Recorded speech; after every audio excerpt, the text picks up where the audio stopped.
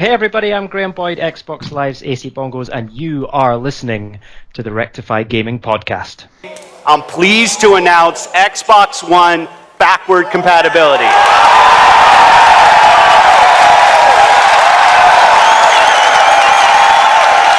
Your Xbox 360 games, the games you've invested your time and money in, and the games you want to continue to play will be playable natively on your Xbox One. Our goal is to deliver the largest games catalog ever on Xbox. Hey guys, Tyboy here with the Rectify Gaming Podcast. You are listening to episode number 17, and we have a very different cast than usual. Please welcome 1080 players, known as Michael William Bashir, to our podcast for the first time. Hey guys, how are you? Also on Rectify Gaming, who is on his debut of the Rectify Gaming Podcast, is Draenen. What's up? And we have two special guests, the biggest Xbox fans you'll ever know. Let's start off with John Place, also known as Techno Fabulous. How you doing? I'm doing fine. Techno Fabulous in the house. Game on. Go Xbox. And we have the legendary Tim Dog, also known as Penny for Life, if I said that right. Yes, PNF for life. For Project Natal fan. Thanks for having me on. Appreciate it. Very happy about today. Today's a big day, so it's a good show. Oh, yeah. So also, just to correct myself, it's pronounced Bacher instead of Bosher. That's it. All right, got it right. All right, It's the French version. All right. That's it. Oh, my. So, today is Friday, October 2nd, 2015, and there has already been some big news that came out today. So, Microsoft acquires Havok. What are you guys' thoughts on this? Let's, anyone could dive in right here. Yeah, jump in, Tim. It's huge. It's a big sign that Microsoft is fully behind gaming. It's going to be in Crackdown 3. There's going to be more cloud compute games, first party, I would think, and I'm sure third party is going to jump on now. I mean, this is looks like cloud compute's going to be for physics rendering, so things blowing up. Think Mech Assault, those type games could actually happen easily with this type of technology. And now you have the top physics. I think they create physics for the games. Pretty much all the big games, Last of Us, Battlefront, all use this for their physics engine. This is the big dogs, and they got together. You have DirectX 12. This is probably going to be built in because Microsoft builds everything into their API, whether you like it or not, which is a good thing because basically for a coder, for me, it tells me it just makes it easier to do for you. It's just, it's a tool. They'll make it a tool. So this is coming. Cloud compute's coming. This is a huge day. There are other implications, business implications, Azure, all that stuff that's going to, matter with this. But this is just absolutely huge news. I mean, if people can't see the future, I think, it's pretty obvious where this is heading. You can't downplay this. There's no way to downplay this. Exactly. This is huge. Congratulations to Microsoft. I hope they had a big party today. Phil told me that he was playing Tomb Raider. His party, I go, why don't you have a party? He says, my party is Tomb Raider and Halo 5.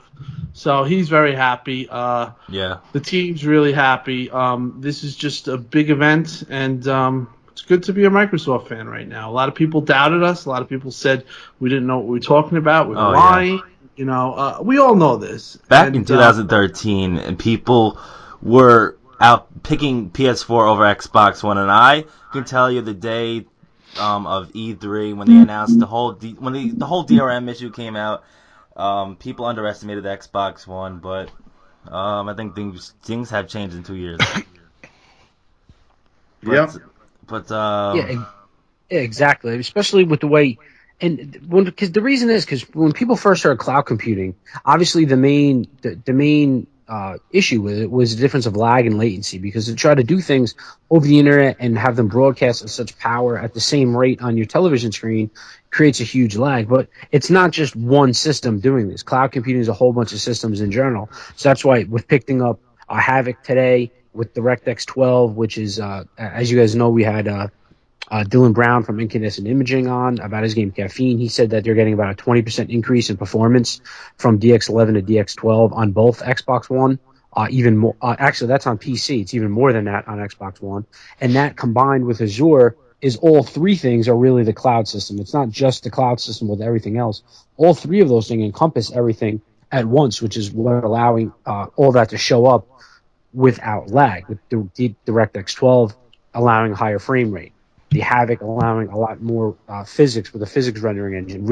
What that does is it creates physics in real time in 3D. So it allows, especially like in sports games, there are buildings blowing up. When they fall down, thing instantly knows the building it collides into, how that reacts.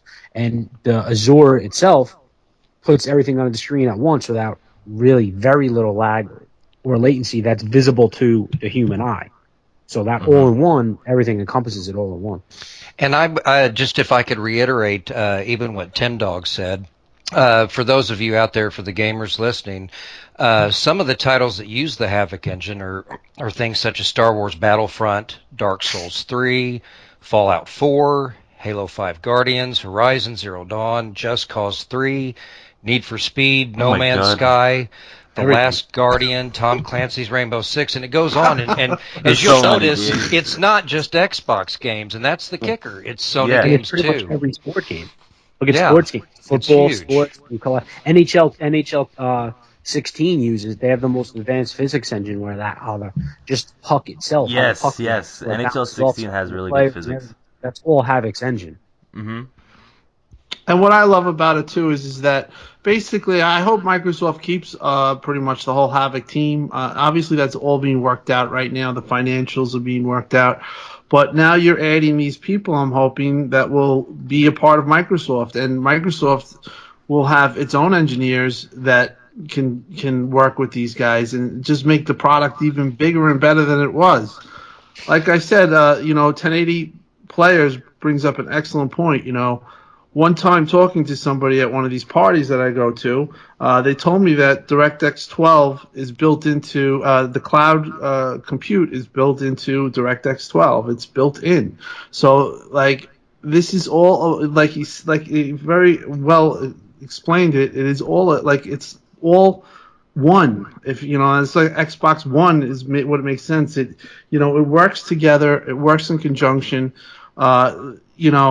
It's going to be built in. I don't know how the competition. I'm sure they're going to lease it out. It's not going to be. There's no end to PS4. There's none of that talk. Yeah. They're just going to make money, just like Microsoft makes money. Sony makes money when you buy for the Blu-ray of PS4 and an HDMI. But this is really it's a big thing for Microsoft. I mean, this is they're getting more mind power. They're putting their mind power to it. You're going to have even better engines than it's ever been with the physics engine. So that's also going to improve. I mean, it's just really great buy. It's like, will they ever stop? Is the train ever going to stop with adding everything or buying out everything? It's crazy. Well, eventually it has to. I mean, there's only so much. There's really not too much more they can do. I mean, because the Azure brings everything to you. The DirectX 12 is the performance. Then you have the physics with Havoc, and and the Visual Studio that they have. That's really for the graphics. But that's pretty much it. They can't really add anything else. All they can do is maybe improve upon what they have now. And as far as the technology goes, they're kind of at the limit of where they are technologically, because if you look at it, DX12 is out. It's not really even out yet. There are some games being shipped with it when it comes out, but it's not out yet because they're at that limit. But again, a year from now, we may see the DirectX 12 be double what they see it is right now at this very moment, because how technology increases. It doubles every 6 months to where a year from now it's going to be quadruple what it is now. Yeah. It just keeps growing and growing and growing. There'll be in 2020, your cell phone, your iPhone 8 or your Lumia 2020 is going to play Xbox games probably. I mean, Phil's even talking about decoding it and trying to get I said input and decode to work, but they're even working on streaming that. by 2020, your phone is going to be as powerful as probably as an Xbox. But again, it's going to be working off Azure, and they're building this. They're really building this smart. See, that's the thing. They're really building it with an infrastructure, and they're building for the future because this is where it's all going. Yeah. And they're just putting it in place for us to use, and that's basically what they've done. Just to give you guys an idea, if you guys have tried out the Windows 10 streaming, the Xbox One yet, it's No, I haven't tried that out yet, actually. It works. I hate using the word because it's so overused, but it works seamlessly. There's no lag whatsoever. I know. At all, and I know that's now before DirectX 12 is even out. So imagine the lack of how much better technology gets. That's with Forza 6 running everything from Windows 10 to Xbox One with full dynamic weather and rain and night racing and everything else. I know that with no lag now. The party chat works really good too from the PC. Yeah, I haven't tried it, but the party chat they ramped it up to 12, and I was on with 12 people, and it works like a charm. And that's gonna help out with Halo 5 Guardian's new Warzone game type, because it's 12v12, and you can have your whole team in one party. Yep. Yes. And I don't know if anyone will really use it for that, but I've gone into parties where there was more than 8 people that wanted to join. So, yeah. Have you guys ever had more than that many people in a party? Or? Oh, yeah. Yeah, I had 12. We tried it out. Once it was first announced, I had 12, and we actually made a video of it. Oh, really? Yeah. It works excellent. You know, it's great. Like you said, you can do it right from your computer too. That's what's crazy. I know, about it's so good. Like your computer could be upstairs, but then your Xbox is downstairs, but you still could talk to people. It's great. It's really I haven't good. tried it yet. I have had it though a lot of times. Like if I was playing Call of Duty, like good old Modern Warfare 2 or something, and we'd want to do Ground Wars, which is also 12v12. Mm-hmm. That we'd always want that because domination was the way to level up. And being limited to 8 people didn't make sense because games kept on going with 12v12 or like there's even some games I can't list them that are like 16 versus 16. You know, like those massive game modes needed a system besides game chat. Do you guys think this hurts game chat more? I don't like game chat in the first place. Yeah. If you notice when you go to party chat or game chat, like party chat just comes out cleaner.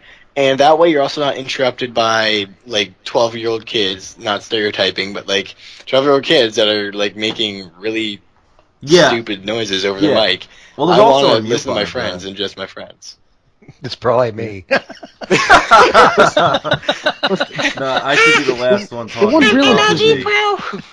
The one addition they added too, in addition to the 12 people, I'm not even sure how many people use it. Is the addition to actually where you could. It serves basically like a group text message on your phone where you can type chat messages in the party chat. That's weird. Yeah, I don't know why I don't see why you would use that because obviously it shows up to everybody. Yeah, so, well, I mean, it's still an interesting feature. It works like a group text message, but not sure why you would do that unless someone has to step away from the party and you want to send a group message out there so they see it when they step back. I don't really see any other application for it. Mm-hmm.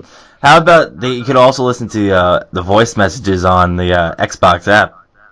It's cool. Yeah. Which And I that actually brings up a good idea because now that they mention that, I've been hoping that they would integrate Smart Glass for a while now to where you could actually listen to voice messages through Smart Glass and or take part in party chat messages or party chats through Smart Glass. And it's only exclusive to console now, but now being able to use it, listen to voice messages on the Xbox, on the website, it's not that much of a transition to transfer it to Smart Glass, and that's one of the features I would definitely like to see to be able to play and to be able to take part in party chat or Smart Glass. Yeah. Anything else you guys want to add about the party chats? Your thoughts? It's just them always evolving, you know. They're just always, they're always just pushing to make the product better. Is it convenience? Yeah. A lot of people use it? Probably not, but still, I mean, the 12 on 12, I definitely think that you're going to get people in Warzone actually playing strategically like that. I mean, that game is, I don't think we can talk about it that much, but that game is definitely going to be something that you know that there'll be a clan that has 12 on like Oh weirdos. yeah, definitely. Mhm. It happened. And like totally serious about it, and like like take flank left. Yeah, You know? yeah. Those are I'm gonna be yelling at Tyler. I'm gonna be yelling at Tyler. Move! Hey, I'm checking Twitter. The all new Did you breakout get that mode. tweet I sent to you? No. Oh no, it was not at you. It was the direct message of the one new assassination they've announced was for Halo, or showed some of them. Oh, And yes. The new, so I like yeah. with the rec packs, the new assassinations you could do. I remember someone made like a video of one that looks like making a John Cena smash or something like that, which is kind of funny. But I like the idea of them putting in assassination animations, and you could have the choice of having them on or not. So Yes, that is nice. Well, maybe that's something we worried. should talk about. That's up to you, Tyboy, but maybe we should talk about the rec system. Let's I know talk that there's about it probably right now. a lot of people out there. Let's go. Techno, lead us on to it. I know you have a lot of facts. Oh yeah, I think the Warzone and the rec system is something I'm really looking forward to. Most of my time will be spent in that mode and probably the Arena Slayer. Those will probably be my two favorite modes. Just to let everybody know, anything that is available you can earn in the rec system. I know a lot of people heard about microtransactions and they were scared to death. Oh my God, there's microtransactions in Halo. Well, basically the way it works, all the players get rewarded for the time spent in multiplayer. And this whole thing came about because the people at 343i, they were fan of collectible card games like Magic and Hearthstone. And basically in these rec packs, you're going to get items. Some of them will be rare cards. You may get weapon, vehicle, power-ups. There may even be variants like with those weapons and vehicles. And some of them are even cosmetic. And to reiterate what you guys have talked about, the unlockable items, of course, may include also skins and different assassination animations. And these are all earned after each match, either in Arena and Warzone matchmaking. And you take your points and you redeem them for the rec packs. Yep. So I think it's an awesome idea. It's almost kind of like, I would say it's akin to like Titanfall. Yes. With the card packs, and I think it offers some variety. So I think a lot of players are really going to enjoy that. A lot and of I'm casual looking forward players to too, and it doesn't interfere with the competitive, which I like, because you don't want those two communities crashing into each other early. No, so Exactly. it supports Halo 5 supports everything, in my opinion. And some of them, Tyboy, they're permanent or single use. Yeah. So pretty cool. What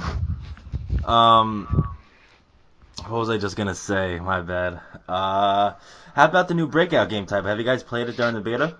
Okay.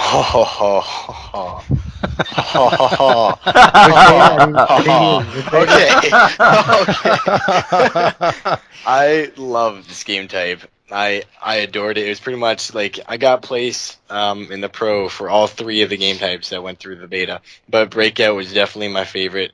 I loved playing it. I love that they changed the damage tables a bit, and most of it is based off skill. You have one grenade, one battle rifle spawn, and assault rifle, and all it is the three basic weapons and your intuition.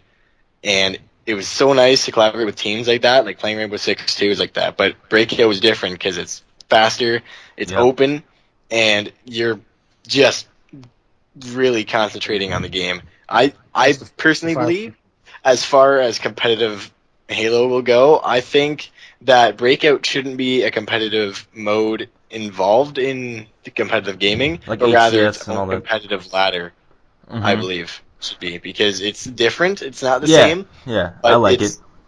But it also should be competitive. And I'm excited to see what people like, what kind of maps people will make for Breakout, because obviously those are forged pieces what we played on. I don't know about that, actually. A lot of people are saying that. I disagree. You think that's not forged? I don't think. Well, some of the pieces, yeah, or some of the pieces has to be forged, created, though. but they're like the animated floor. I don't believe will be a piece, and definitely the area surrounding the one smaller Breakout map, the one that's perfectly symmetrical. The area surrounding that one definitely wasn't, as well as the treadmills and whatever.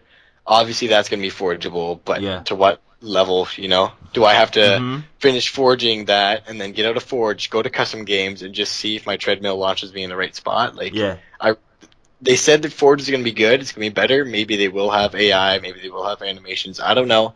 But I don't know about the breakout maps being what we played forgeable. Oh, okay. Well, 343 has been really quiet about Forge. We should be hearing actually more news this coming week about Forge, Josh Holmes said. So stay tuned on that. I'm expecting something big that we haven't seen in Forge in a while. So just to keep your eyes peeled because seems to be pretty awesome features coming. Also, Tim, Dog, and John, I have a question for you guys. Go ahead. Who would win in a 1v1 in Halo 5? Wow, now you just, Tyboy, now Phil Spencer just told us that we're supposed to be good team players, man. We're all supposed to get along. It's all lovey-dovey. We're supposed to love one another, and we're supposed to treat each other with respect. I don't know how to answer that. I'll put my bags on Tim Dog. I got confidence in Tim Dog. Maybe drag racing and me with a faster car. Oh no, Tim Dog did pretty good against me. Yeah, it's all about picking the car. Yeah, but you suck. Oh, what are you trying to say? I think he said you suck. I literally just said that. You know what? He wasn't trying to say it. Came out right.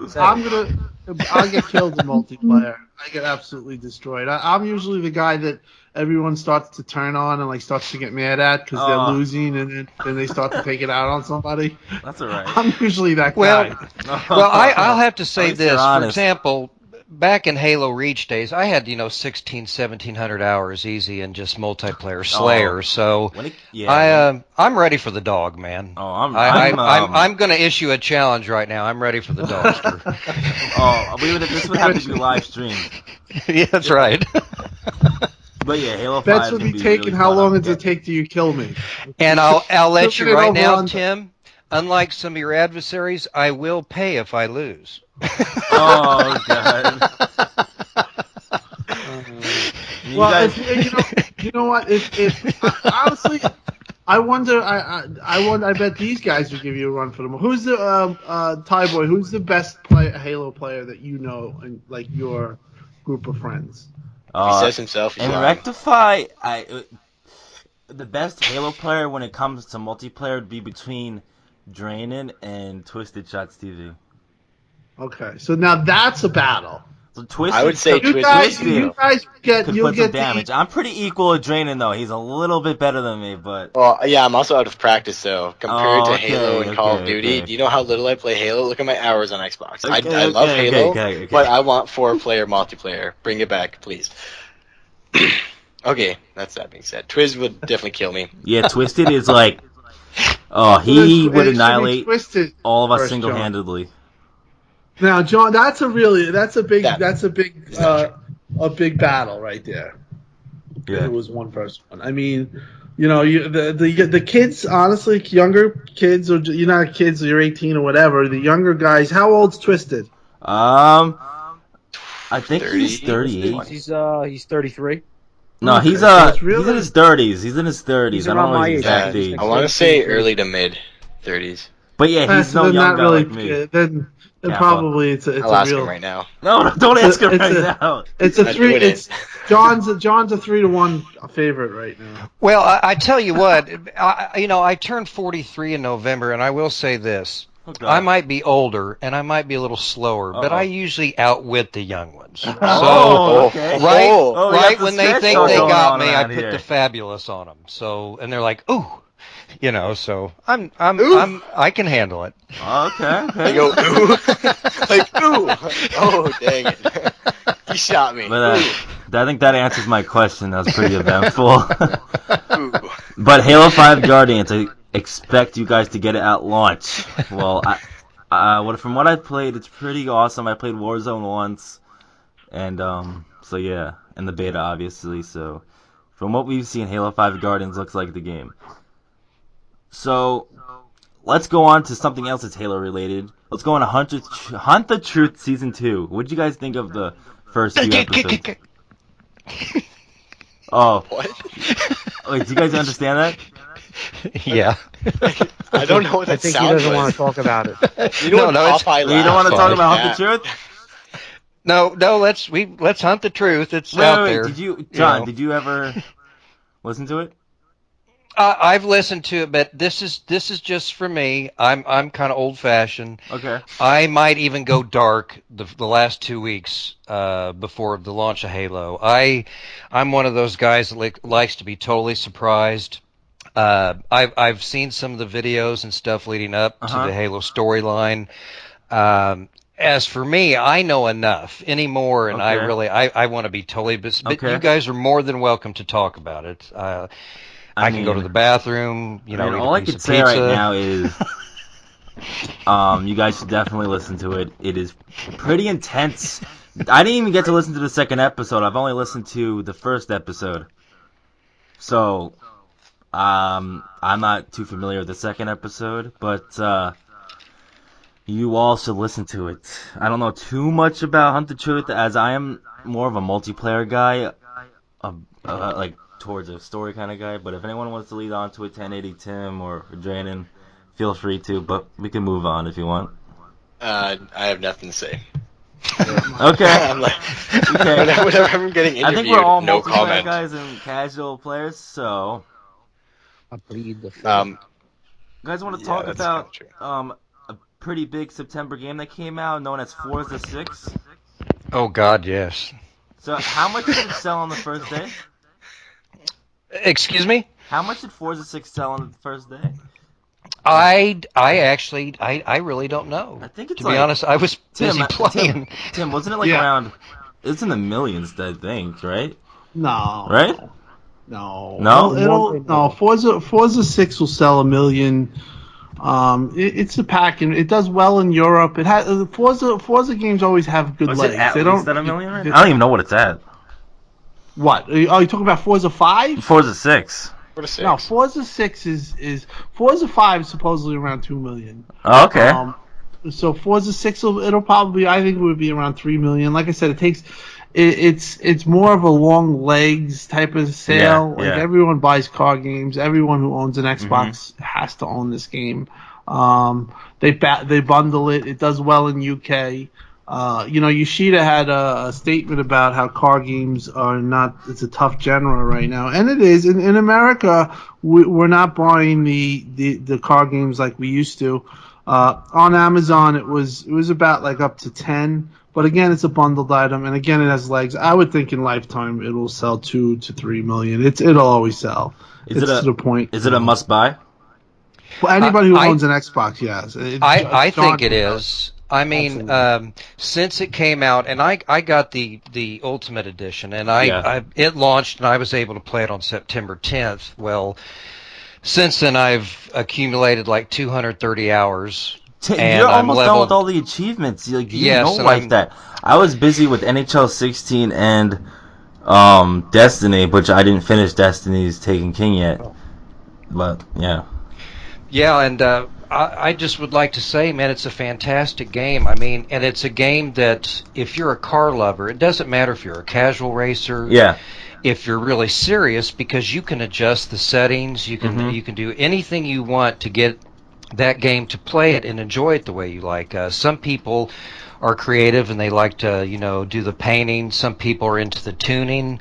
I like to do a little bit of everything, but going back to the very first Forza, I've played all the Forzas. I've got hundreds of hours, and I'm not just saying this to promote the game, but it is the very best Forza game that I've ever played. And I can be so bold as to say it's the best racing game on any console.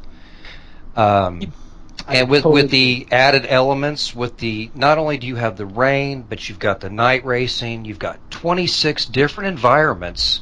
And each one of those environments has different tracks. Yeah. You've got 450, 460 cars at launch, and it's just it's a really good game. I think everyone should buy that game. I mean, whether you play it 30 hours or you play it 500 hours, there's something in that game for everybody.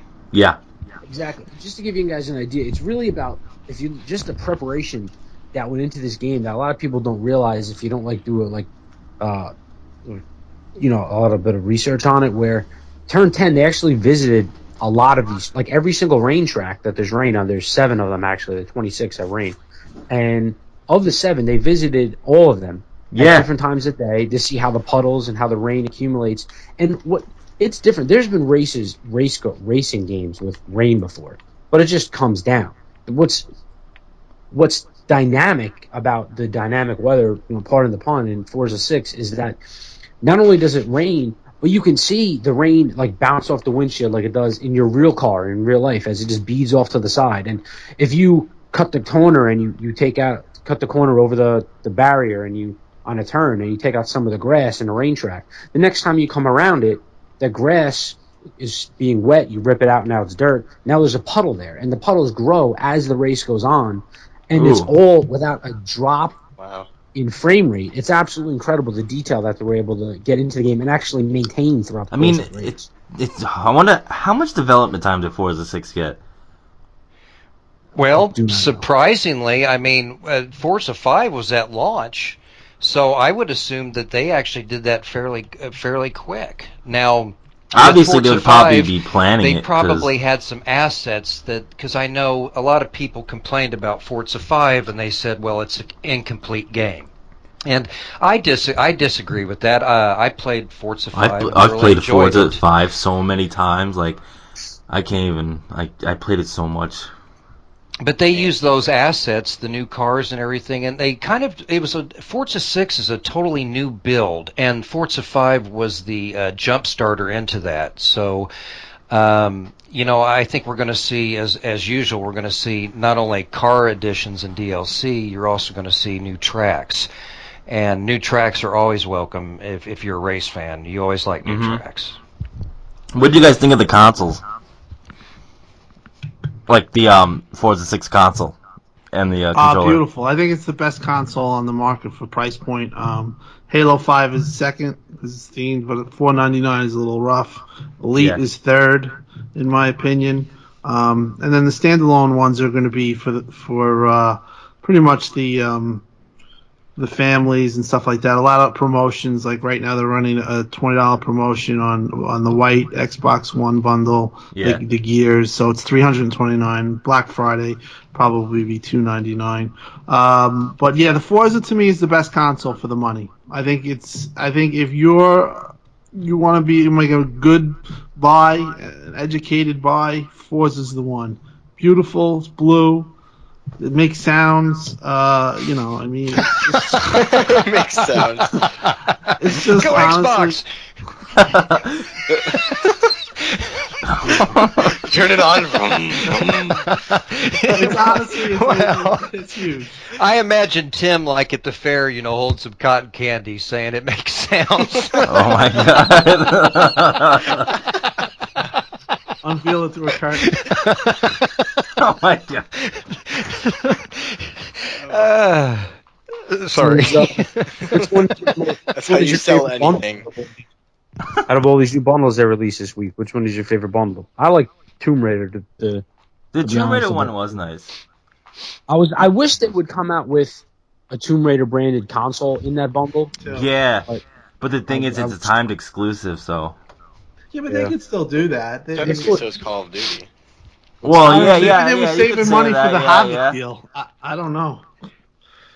I mean, Because they should have made one. Because they have a really good character in Lara Croft that I think is very marketable. So I agree there should be a theme. But maybe they only allotted so many themed. I think consoles. Microsoft is consoled out after this week. Like, so many consoles this holiday. Well, yeah, there's a lot of good selections, and I'm kind of different than maybe some other people. Oh, bundles, I should say. Whether the console's themed or not, I mean, I look at more what you're getting for your money, and I mean, bottom line is it's an Xbox One console. Whether it's got a picture of Lara Croft, whether it's a Forza Blue or a Halo Limited Edition Blue, it's still a great console. So, I mean, how many can they make? They can't make one for each game. So I'm pretty happy with the choices they've given us. You just jinxed it. Now they are going to make it for every single game. Yeah. Speaking of Tomb Raider, did you guys see the season pass news that they announced? Yes, It was on Amazon actually yesterday. Ooh. $30 for the season pass, and it's going to have single player content. But the one thing that they were talking about is initially Crystal Dynamics was saying, basically saying without saying that there wasn't going to be any multiplayer at all in the game. It was going to be all single player. But then the the season pass info says, but at the end it says, and also will allow you to compete with friends. Someone's like, what does that mean if it's not going to be a multiplayer? It's just going to be leaderboards or contests. But that was yesterday. But then today, Crystal Dynamics issued a statement that next week they're going to reveal more about the season pass. And even though they didn't totally say there wasn't going to be any multiplayer, they didn't say there was, and they're going to have. They said it's not going to be complete multiplayer, but it is going to be something that allows you to play with your friends, but not multiplayer. And they're going to reveal more details on that next week. Oh, it's exciting. I mean, we get Tomb Raider a year before the competition, and we even get Star Wars Battlefront before anybody else. It's pretty amazing. Yeah. I think it's an awesome time. And that game, let me tell you, I finished Tomb Raider, and I really I don't like those type of games where sometimes you have to like figure something out. Like I to agree. Get, I'm not that kind of person either. The puzzles annoy me sometimes, but I suffered through these puzzles. And let me tell you, when I finished that game, I really was a fan of it. I gave it like a 9 overall. So this one looks like it's more of the same. 15 hours of content. It looks like for a good player. Somebody like me, 20 hours, and somebody like John or Twisted that'll probably get every collectible in 1,000 game will be 40 hours. It'll at least be a good 30 or 40. I am horrible at single player games. Like I said, I'm that multiplayer kind of guy. So yeah, like I like to play with other people. I don't like to play by myself. He still sucks at multiplayer. Yo, Jaden, I'm gonna 1v1 you. I mean, do you guys think honestly? A question. This is a serious question. And I've talked to Phil about this pretty much at length. I actually talked to Phil because he stinks at multiplayer games too. I mean, probably better than me, but he says he gets lit up. I guess do you think it's an age thing? Like when you see these multiplayer players, do you think that just a younger gamer is just quicker reflexes? Yeah, that's what it is.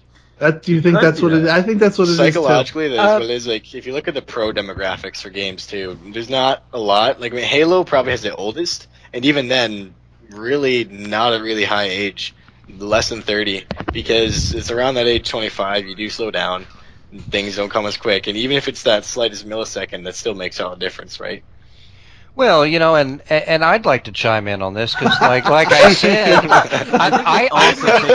I may be a little different, man. Maybe I'm the guy that never grew up, but I'm not afraid. I'm just as good as those 10-year-olds and 15-year-olds. I'm not afraid to get in with anybody and play. In fact, I love multiplayer. So, and now I'm a little different. I'm just like a big kid, but no, I wouldn't necessarily agree with that. I don't think it favors the younger guys, and don't forget. I get the Elite controller this year, so I got paddles, baby. Oh snap! Paddles.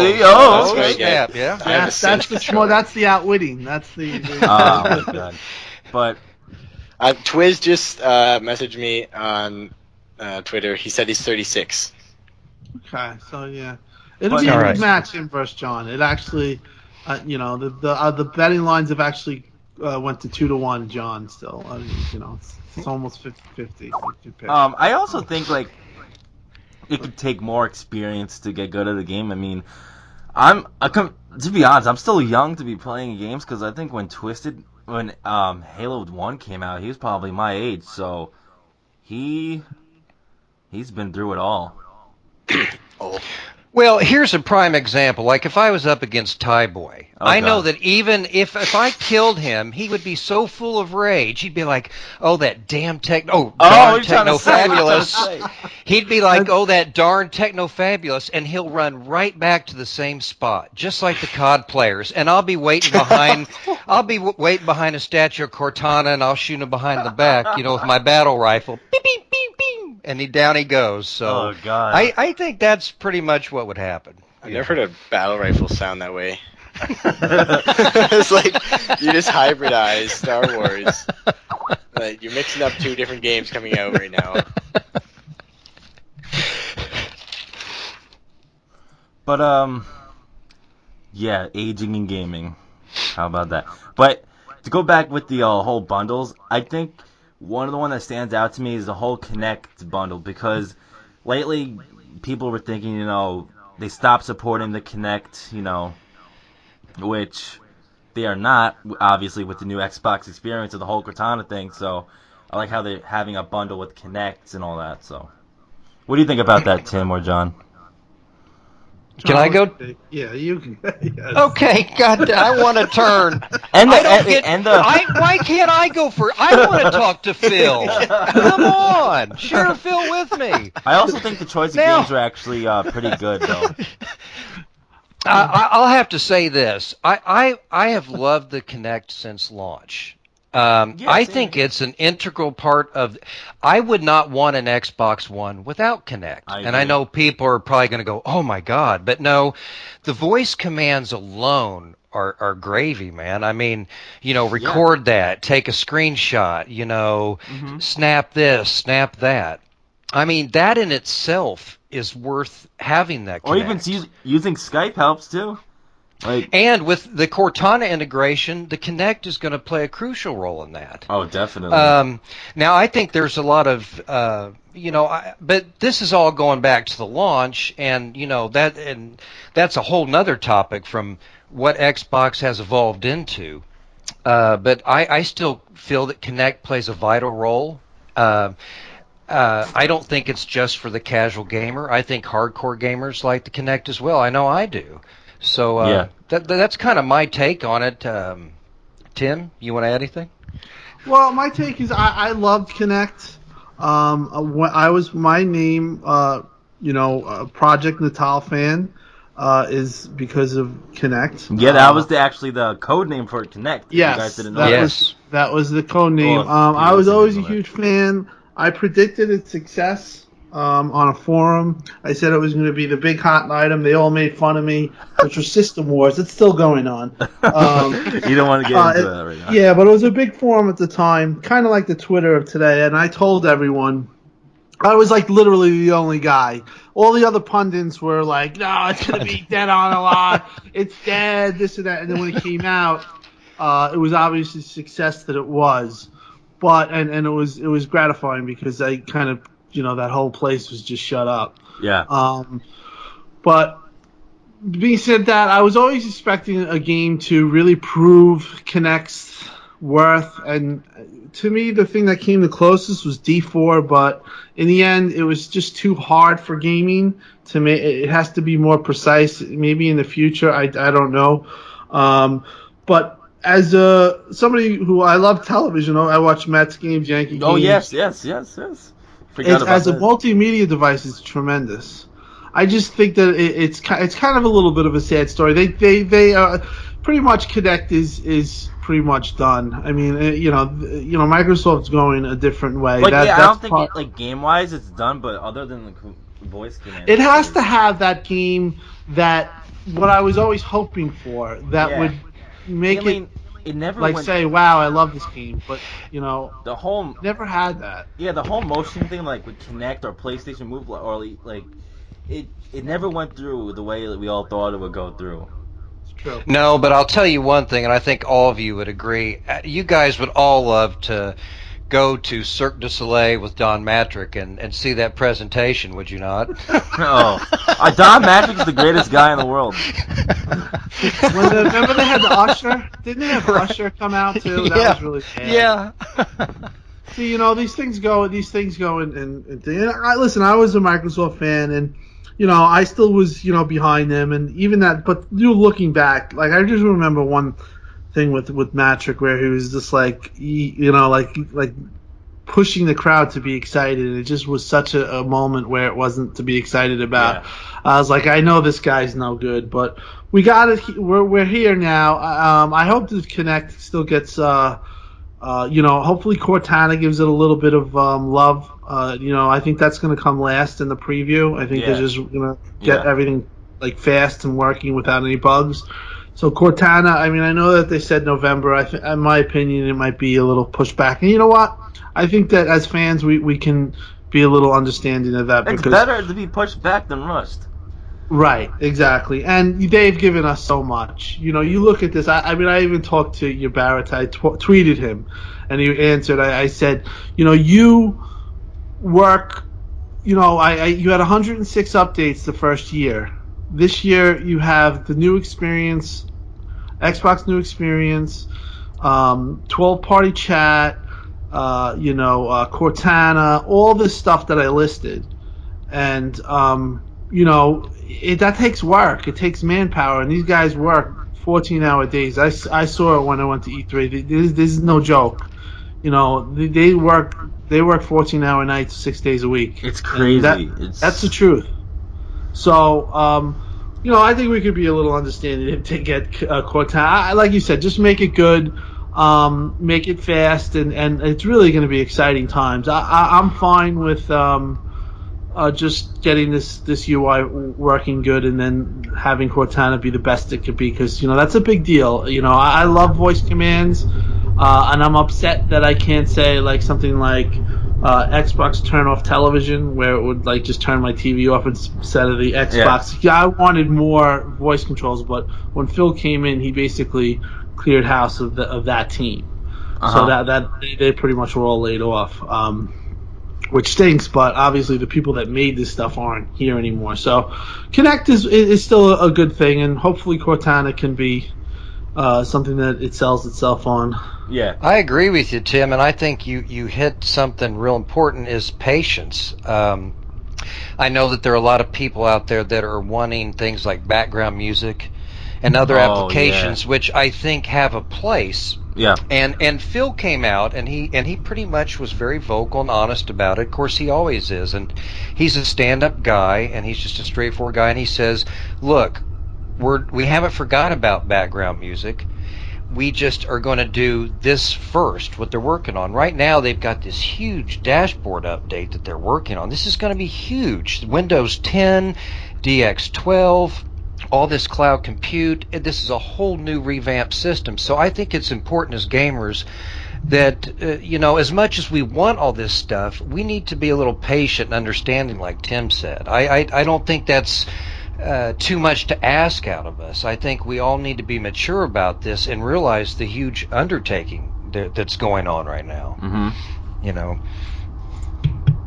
Because we can be a little crazy. I mean, yesterday Xbox Live went down. And oh my God! Luckily, I was in school during that time. When I came back, it was on. Yeah, no, Phil got it though. Like, there was a lot of fans that were like, one fan said to him, he's like, how could you be talking about this Minecraft game and promoting your game when your service is down? And Phil was like, fair feedback. He's such a nice guy. Oh yeah, Major Nelson's getting death threats. I mean, it's ridiculous, that's ridiculous, guys. That's crazy. Did he really get a death threat? No, Actually? But I'm just Tim would go off on Twitter right now if he got a death threat. And let me tell you something.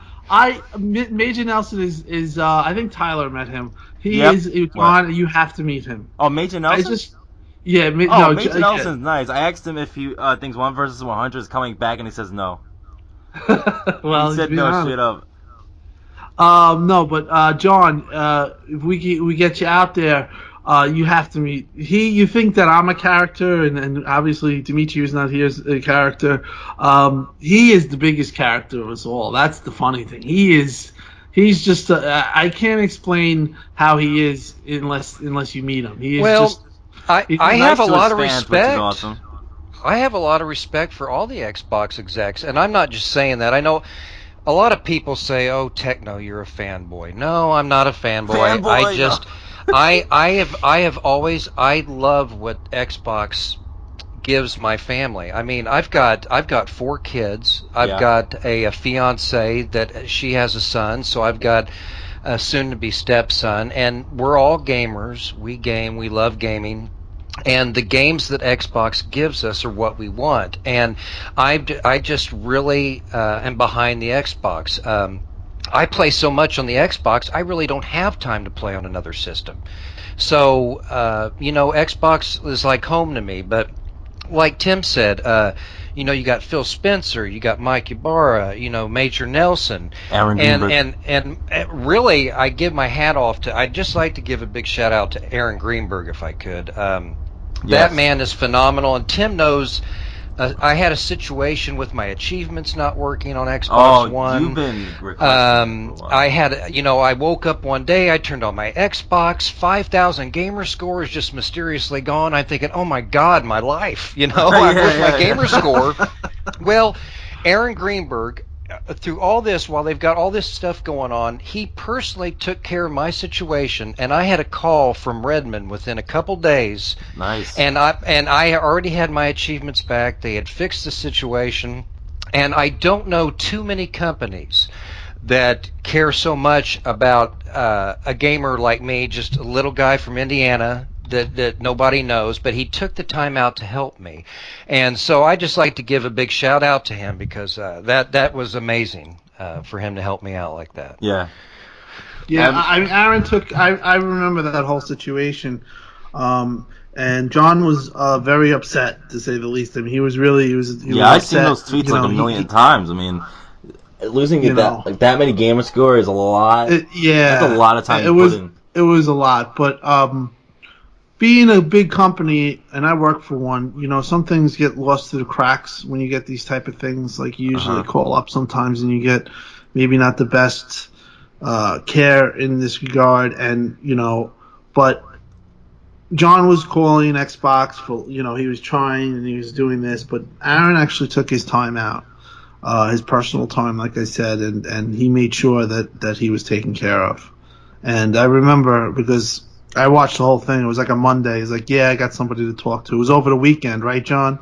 And Wow. So John had to wait 3 days, and I remember tweeting John, and John's like, he didn't know, and then that day, I believe it got handled, whether it was that night or day, and Aaron was there, and he made sure he was okay because he knows who John is, and that's the great thing about Xbox in general. They know you. They know all of us. They are just as much as a community as we are. And, Larry's, he reads all of us, even though he says he doesn't, he does. But they really, really are embedded in the community. They are energized by us, and they know who we are. So, and then that's just when that type of stuff happens, like when, a guy goes out of his way that's an executive that usually 99 out of 100 executives would be not even answering the DM or would just, hand it off to somebody to handle. Aaron directly took care of that. So, and I've seen him do stuff like that, and they're all like that. That's just why I have a love for this company, is because they're one of us. And it's like a big family, just really even from the time I've known you guys. I mean, no kidding. Some of my best friends in life I've met through Xbox Live. I've had people that I've met up with from different states. We've taken our kids swimming together at the swim park. We've spent the day gaming or talking about gaming. So I know a lot of people say fanboy. No, it's just we are gamers. We love gaming, and I think we're a close-knit group, and I think that's what sets Xbox apart. I really do. I think it's our community. It's not just the power of the console, because you always hear this stuff about, oh, this is more powerful than the Xbox, and this has got this type of RAM. Well, no, it's the console, it's the community. It's the service. It's everything you have to consider when you're talking about the power of a console. And most importantly, let's not forget it's the games. I mean, we've got a slew of AAA exclusives and third parties. So I think people would be silly. I mean, let's say someone hasn't purchased a console yet and you want to go buy a console. Yeah. When you go out, most of the third-party games are on both consoles. Yep. So I think what separates the two, it's not whether this one's a little more powerful in this area or the other area. You have to look at the games. Yes. Because we're gamers and we play games. Who has got the best exclusives? And there is no competition. Xbox is knocking it out of the park. They have they have a game coming out every month up until Christmas. It's crazy. Yeah. Even in August, they had two of their exclusives come out. What is everyone's most anticipated? Let's leave Halo 5 out of the thing. Oh, come on. That's just because I'm a Halo fan too, so I'm going to say Halo. So let's just leave that out. What is your most anticipated exclusive? Draenen, what's yours? Come back to me. You said exclusives, so now I actually have to think. Exclusives? You're killing? Oh. No, okay, because I want Rainbow Six, and that's not exclusive, so I can't say Rainbow Six. Unless I say Rainbow Six on the Xbox. I know. Wait, Tim, what's yours? It's a tough question because it's right now it's Crackdown 3 and Quantum Break. Oh, you're talking about 2016 too, huh? Yeah, I'm talking about just exclusive, not Halo. Just look from this point forward. What exclusive? You could just say, let's just say 2016, because 2016 they're loaded. Already, they're loaded already. Tim, they're already, and they haven't even had announcements. You're right. I will definitely say Crackdown then. Yeah, I'm gonna say Crackdown 2 and Quantum and Remedy's my favorite freaking. This is like a Naughty Dog fan. Yeah. Picking like another game, and the reason why I picked the Cloud is because of everything that it depicts or what's it about. It's about the future. It's about cloud compute, and this puts cloud compute on a pedestal, and everyone's going to be watching it. And if it works as intended, you have a quadruple A, because you've done something that people said that was impossible. Quadruple A. Yeah. You know, well, I maybe a quintuplet A. And I mean, more is better. And that's crazy for me to say. 12-man party chat, quintuplets, yeah. I mean, come on. That's part of it. Right. I would have to agree with Tim. I think Crackdown 3, but I'm actually and Quantum Break definitely. I mean, that's almost what about a given. Recore? But you guys are not talking about Recore. I'm going Scalebound. Oh my God, Scalebound! Camilla's son. Oh my God! Yeah. PAX Prime. You guys have been at PAX Prime for the Scalebound demo. That game looks so good. Oh, it's only going to get better too. That's not my type of game. Seeing that in person was so good.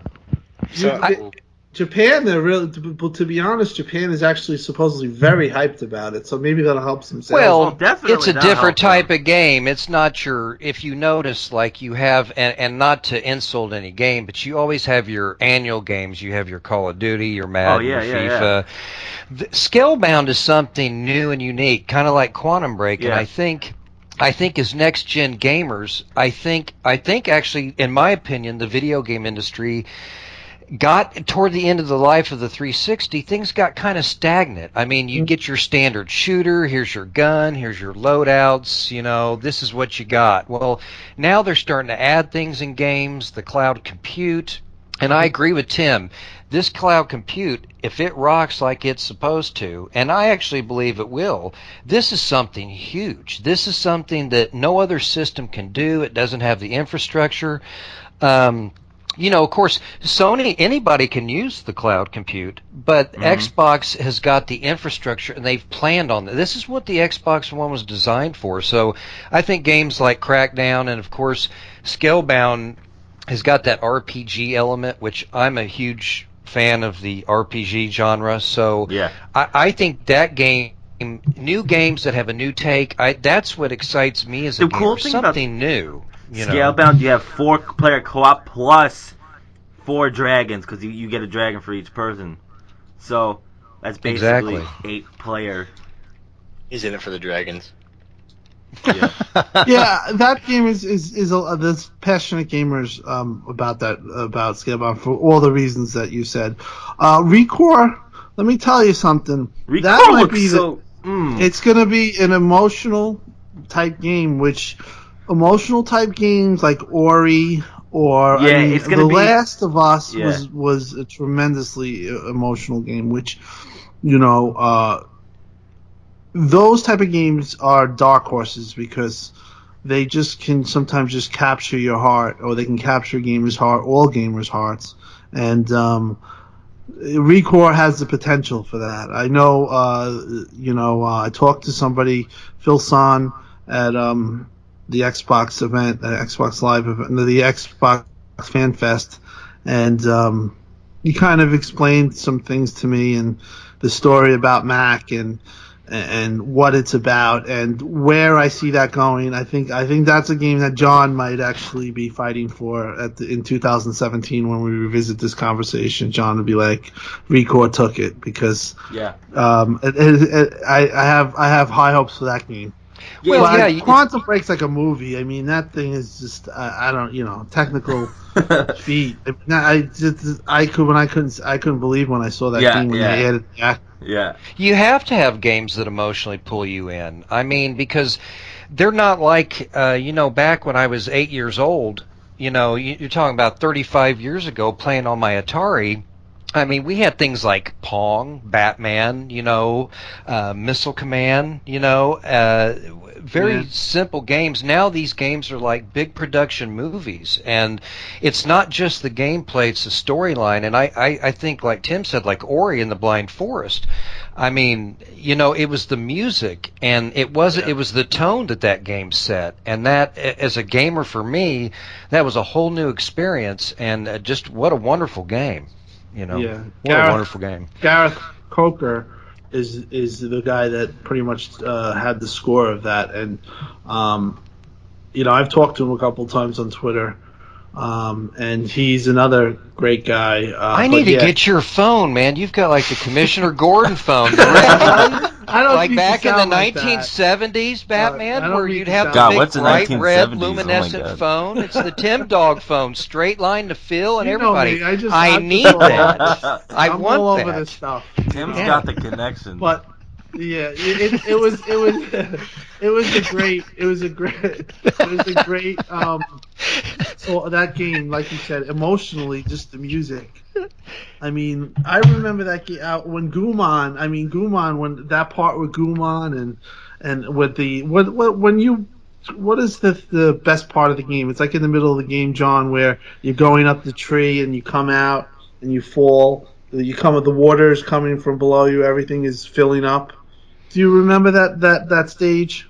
Yes. Yeah. Well, I don't know if it's. Well, I guess that might be a spoiler alert. I don't know. It's a spoiler alert. So. There were a lot of emotions in that game. It is a spoiler alert. So, but that part, I was like, man. But it was just like it got me. It just like got me. I was like, I'm a 38-year-old man, and I'm like holding off like emotions. I'm like, just not me. I let him pour out, man. The tears were flowing out.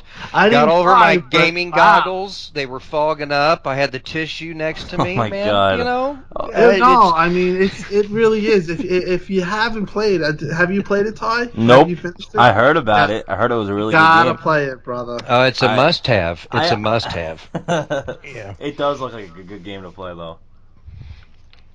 I can understand why you guys haven't played it either, but you have to try it. That's all I'm going to say. Get it on sale. Maybe I should get the Xbox bundle with Put that in it. It comes with... Well, I tell you what, I think all the Xbox exclusives are. Of course, I totally support all the first-party games, the exclusives, or even Scream Ride, and I will. Oh my God, that game I forgot about. Actually, Scream Ride is a very good game, and it's not only the gameplay, but it's the roller coaster track generator that you have in that game. You could spend hundreds of hours just using your imagination and building these awesome roller coaster tracks. Like and Thrillville. That's kind of like I don't know, kind of maybe a dark horse game for some people, but I'm telling you, for the price, that is actually a very good game, and for people that are creative and want to build the roller coaster tracks, that's an awesome piece of work. So that's another Xbox exclusive that I enjoyed. Awesome. I have a question for everyone. What has been your favorite Xbox indie game since the Xbox One launched? Indie game. I have one that just finished. Well, Ori's not considered an indie because it was published by Microsoft, so I would have put that. But, Guns, Gore, and Cannoli. Oh, I heard good game. I heard good things about that game. Obviously, I like cannolis, but it's funny. Yeah. Does it have like multiplayer or anything or no? No, it's just a single player side screwed. It reminded me of the older days, those type of games with the arcade. So that's why I kind of was instantly drawn to it. Yeah. It was good. I tend not to like indie games. I tend to be all about triple A's. Yeah. But I do play sometimes some of them. Most of them I don't like when they have like the 8-bit graphics. I just kind of don't like. Did you like that. iDarb? I did like iDarb though because it was fun. iDarb? And it was, Actually, there's an update coming out next week that we interviewed Tom Russo, Mike Micah about on a last podcast episode. So they have a lot of good stuff coming to iDarb. Obviously, the Rectify logo's coming in. I personally voted iDarb because it has the potential to have a big community in. I know they have iDarb tournaments weekly and stuff, so I know it has the potential to have a good community. They just need to update some stuff, like multiplayer options. But that's my choice. That's a good choice. Yeah. Actually, I might actually switch. Oh. To be honest, no, because Guns you can't. You're locked in. I can't. This has been a long time ago. That came out in January. February the game came out, but they were giving away codes in December. Right, I had a code, but I gotta say that's my favorite. I'm sorry, John, but Guns, Gore, and Cannoli was about. I'm gonna give you is a 7.5. It's good. It just loses the umph at the end. The story is repetitive. It just seems like it could have been better if they had just went a little further with things. But it's a good start, and I will play Guns, Gore, and Cannoli too. Well, I've actually got two. I've had a lot of fun with not only Guacamelee but Beach Buggy Racing, and I guess you could classify those. Oh, yes. But Guacamelee, oh my it had God, the little, I mean, just the Guacamelee was excellent. The gameplay was fun. It was very challenging. And actually, it was a quite large game, and the Beach Buggy Racing is actually fun for people that like the kart racing, and that type of game. So I think Beach Buggy Racing and Guacamelee, and of course you always have the Limbo Classic, which yes. I bought the Limbo for the Xbox One, and I played Limbo again. I played it on the 360. I didn't call Phil like Tim does, but I know that Phil, I know that Phil's a big fan of Limbo, and so am I. And it's great whether you play it on the 360 or the Xbox One version. The level where you have to go through the entire thing in the dark and you can't see anything, that was very challenging. Yeah, and that was a really cool game. Yeah. I like Beach Buggy too. I see you playing that, Tim. Sometimes I see you playing that. You be watching. But Draenen, what do you? Okay. Oh, God, here we go. Drum roll, please. Oh my God. What? Okay, no. I would say iDarb. I enjoyed that game. I like the dynamic of people being able to interfere with your game. But Yeah. I think it failed not in respect of downloads or players, but it failed in respects for the interaction, because probably only the major streamers really got that interaction, or maybe you ask your friends to go on. Yeah. But other than that, everyone is hoping to get that interaction. So all people are streaming, and no one's actually watching these streams or tweeting. So I think that it didn't work that way, but as a game and as a dynamic, I think that was genius. And I loved playing it, even though at first I was confused as to what was going on. I like the whole... I was like, what is this? The next... Well, that's just kind of, I have to apologize for my sounds tonight. I guess, my Halo's like Star Wars, and I don't know what the heck my drum roll was. It's kind of like a turkey, but Let me hear the drum roll again. Oh God! I don't know what was going on.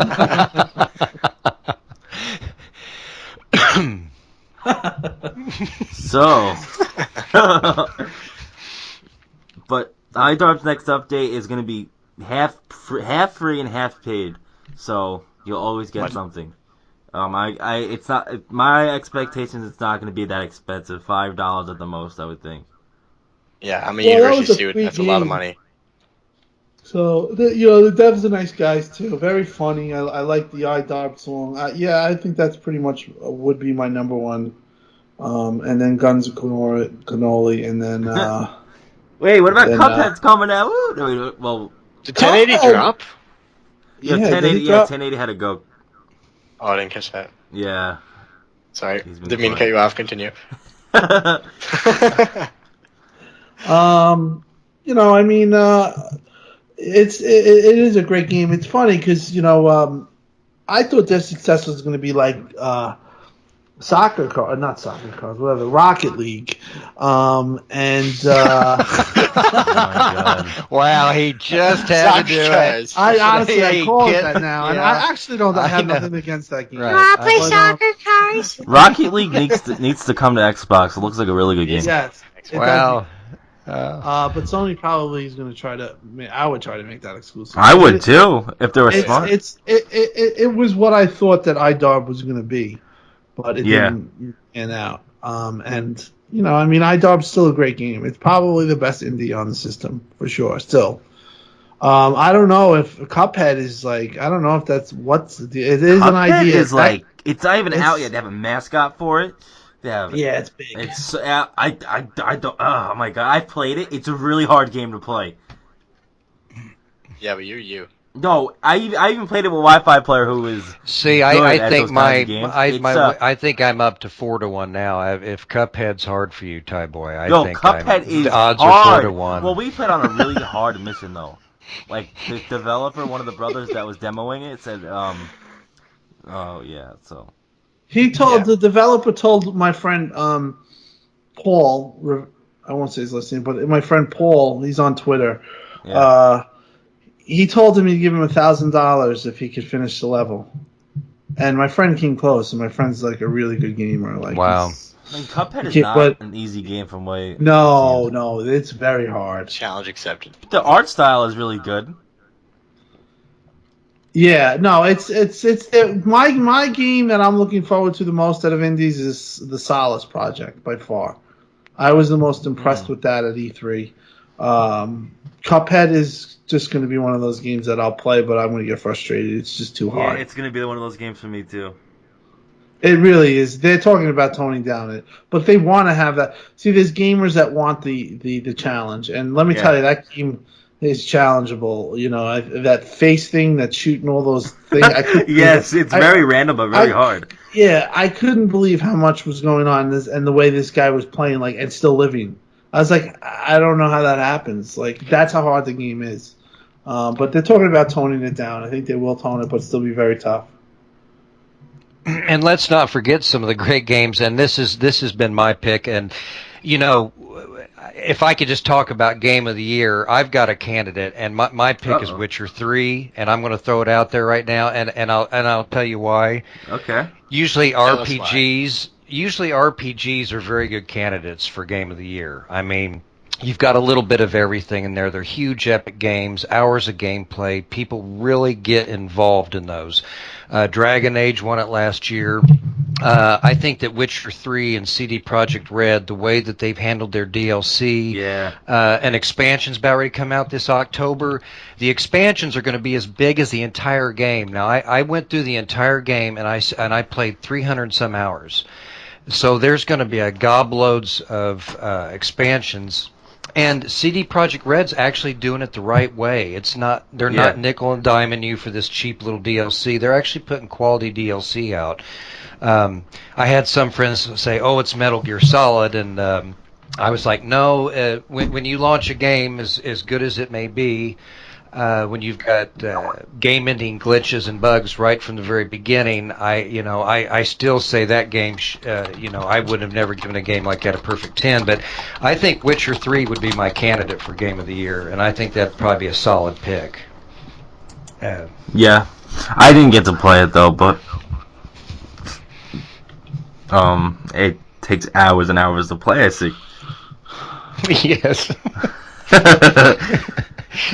But I think we're going to conclude our podcast episode 17 right here. It was a good one. Yes, and it was. fun. Obviously, we didn't have our friend from the land down under Yeah. this time, but we hope to have him on another episode with you two guys again, because we'd love to see you guys talk Xbox nonstop and call each other We bozos. could go. Me and John will probably be in party chat talking all night anyway. Well, yeah. Well, I tell you what, and Tim and I have talked about and I know that I'm sorry if I babble too much. I love your babble, though. Tyboy, I'm sorry. I get all excited about Xbox, and I just start talking. It's great. But I think that the podcast tonight, I think that's what people listening in want to hear, though. I think there's some great stuff in there, because you got a mixture of people doing reporting and game reviews or playing competitively, and then you've got some people from the community that are big fans that are playing these games for hundreds of hours, and I happen to be one of those guys that I put a lot of time into these games, and I think the show was good tonight. Show was very good. It's going to be tweeted out a lot, I'll tell you that much. I am proud of what you guys, class acts. I didn't curse. I did once. You messed it up. That's not really. That's not because they said that Gone with the Wind. Frankly, I don't give a damn. That's an infraction. That's an infraction. Paws off me, you damn dirty ape. Right. Oh my god. Oh shoot. All right, so John, tell us your Twitter tag. It's John Place at Techno Fabulous at John. I don't know. God dang it! Are we still live? This guy is so into Xbox, he doesn't even know his own name on Twitter. God dang it! Because I've got codes. I'm redeeming things. I got my tablet out. I got my cell phone out. Oh my god! It's at John's Place, right? Yes, it's Techno Fabulous, which is my gamer tag at John_Place. Okay. Tim Dog, where can we find you? Mine, if you search me on Twitter, is Tim space DOG. That's probably the easiest way. You'll see a big green Xbox guy.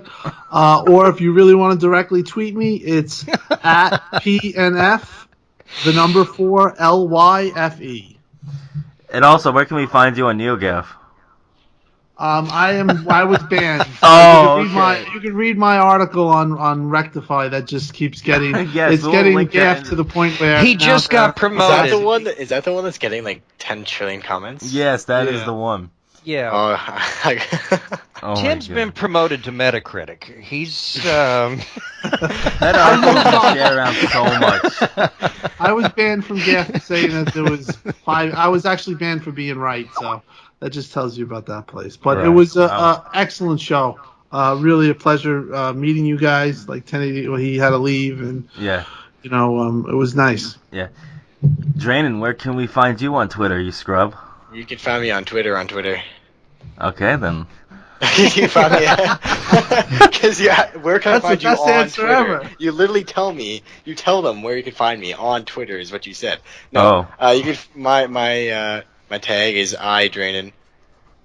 Well, excuse me, it's 8:30 and it's past my bedtime, okay? Well, and I have to apologize because I'm getting confused because can Techno Fabulous and John Place coexist? Sometimes I don't know who I am. I like both of them. John is the nice guy, right? And then Techno's just the crazy Xbox good cop, bad cop routine. Yes, but I think I relate more to Techno. I'm not sure who I am anymore, Tim.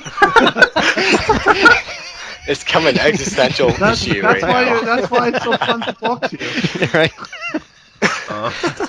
I don't know who I am anymore. But we do have to get Dimitri in here. He's my little buddy from Australia. Dimitri is so. Let me tell you guys are gonna love sound Dimitri. like an Australian name. He's like a brother to me, and we really hit it off. And he's from the land down under, and there's a 14-hour time difference, and I've kind of went out of my way to like stay up and game with him at certain hours at all through the night. So we kind of bonded and formed a friendship. And when he couldn't find anybody else to game with, we started gaming together. So real good guy. And we're like Sonny and Cher when we're together. He's Cher, of course. Yeah, and we might have a problem with the cursing on. Oh, okay.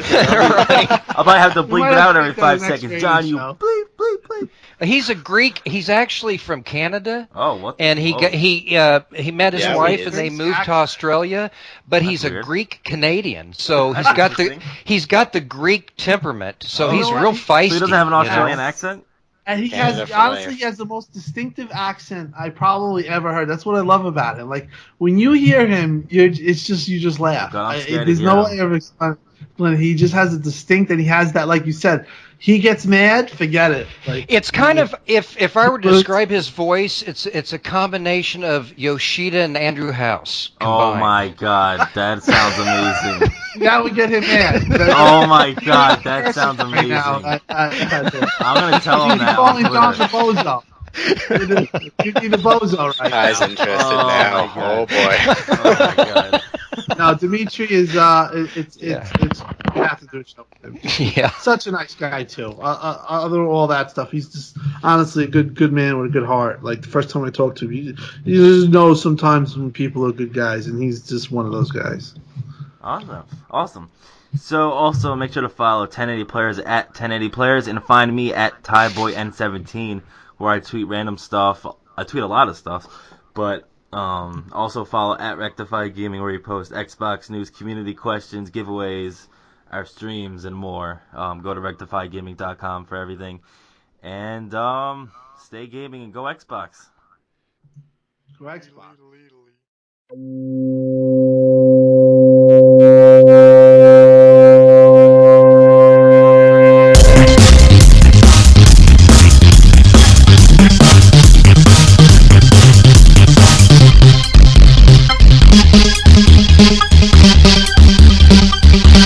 back.